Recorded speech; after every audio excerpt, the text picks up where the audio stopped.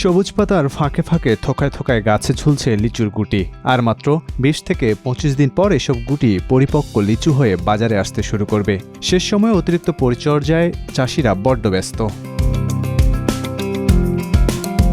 রাজশাহীর লিচু চাষিরাও গাছের ও ফলের পরিচর্যায় বিন্দুমাত্র ছাড় দিচ্ছেন না। সুমিষ্ট ফল হিসেবে দেশজুড়ে রাজশাহীর লিচুর বেশ সুনাম রয়েছে, তবে এবছর গাছের লিচু কম আসায় তাদের চোখে মুখে দুশ্চিন্তার ছাপ।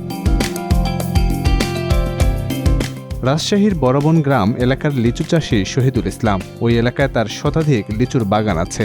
তার মতে গত ২০ বছরের মধ্যে এবছর সবচেয়ে কম লিচু এসেছে গাছে। একে তো ফলনে কম, তার উপর মাছি পোকা নামের এক ধরনের রোগে উৎপাতে নষ্ট হচ্ছে লিচু। আমাদের লিচুর মুকুল এই বছরে ওয়েদার খারাপের জন্য খুব ভালো হয় নাই, তবে যতটুকু হয়েছিল মার্চের শেষের দিকে একটা বৃষ্টি হয়। মার্চের শেষে মিডিলের দিকে একটা বৃষ্টি হয়। বৃষ্টি হওয়ার জন্য মুকুল অনেকটা নষ্ট হয়ে গেছে। দেশি মুকুলটা মোটামুটি 50% মতো হবে আশা করা যায়। বোম্বাইটার অবস্থা খুবই খারাপ। কৃষকদের মতে গাছে দেশি জাতের লিচু ধরেছে 40 থেকে 50%, আর বোম্বাই জাতের গাছে সবচেয়ে কম লিচু এসেছে 20%-এর মতো। এখনকার লিচু এবার তো লিচু খুবই কম, মানে গত 20 বছরে এত কম লিচু আমরা কিন্তু দেখিনি। তারপরে যে ওয়েদারে কিন্তু লিচু এমনি অটোমেটিক্যালি কিন্তু ঝরে যাচ্ছে, এখনো কিন্তু ঝরা বন্ধ হয়নি।